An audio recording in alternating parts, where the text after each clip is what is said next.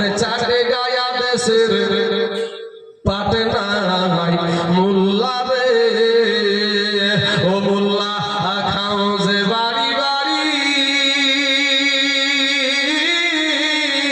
হিন্দু ঘোষের রসগোল্লা খাওয়া রই কোন সবাই যাবি রে, চাটে গায়া দেশের পাটে নাই মোল্লা রে। ওরে বলদার হয় না খালা ফুফু, এ গাভীর হয় না বিয়া।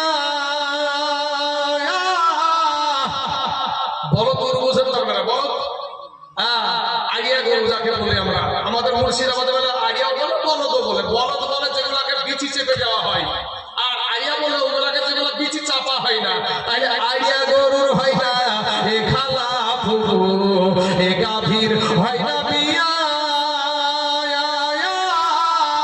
সেই গাভীর দুধ খাওয়ারে মোল্লা কোন ফতুয়া দিয়া রে। স্টেজে যখন উঠলাম আমার ভাইজান আমাকে নিয়ে এসে এক গ্লাস দুধ খাওয়ালেন। এই দুধ আপনারা খান না গো? এই আইয়া গরুর এত বিহাও হয় না, কিছুই হয় না, এর আবার খালা ফুকুও নাই। এ দুধ খাওয়াতে দলিল লাগে না স্যার? এই দুধ খাওয়ায় দলিল লাগে না? হিন্দু ঘোষের রসগোল্লা খাই না আমরা মজা করে খাই, এখানে দলিল লাগে না, এখানে দলিল লাগে না। ওরে আড়িয়া গরুর হয় না খালা ফুফু, এ গাভীর হয় না বিয়া। সেই গাভীর দুধ খাওয়াবে মোল্লা কোন ফতুয়া দিয়া রে, চাটে গায়া দেশের পাতে নাই মোল্লা রে। ওরে মুরগা মুরগু ফরজ গোসল এ করে না জীবনে,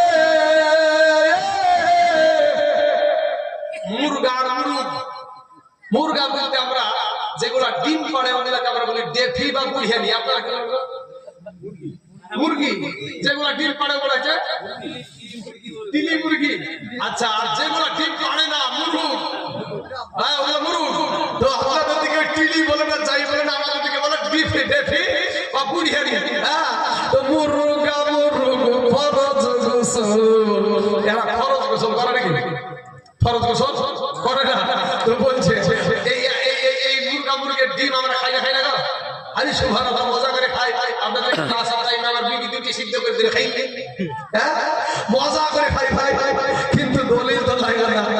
ওরে মুরগা মুরগু ফরজ গোসল এ করে না জীবনে,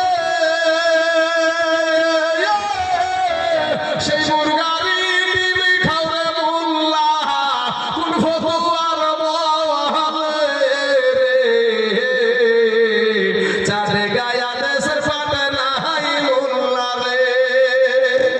মাছের হয় না আসল জ্ঞান, মাছেরও। কিন্তু আমাদের সমাজে কিছু মৌলবি উঠেছে, সবে বরাত নাই, সবে মেরাজ নাই, হালুয়া রুটি নাই, তারপরে কবর জিয়ারত নাই, বাপমা মরে গেলে 40 করা যাবে না, নবীর উপরে দুরূদ পড়া যাবে না, নবীজির মুখে দুর্গন্ধ ছিল, নবীজি মিজানের পাল্লার কাছে ফেল করে তাকায়া থাকবে, নবীজি নাকি ছাগল দুম্বার চামড়া খেয়ে বেঁচে থাকতো, তারপরে হযরত আলী নাকি মদ খেয়ে নামাজ পড়াতো। এরকম ফিতনাবাজ আমাদের দেশে মৌলবি উঠেছে না উঠেনি ভাই?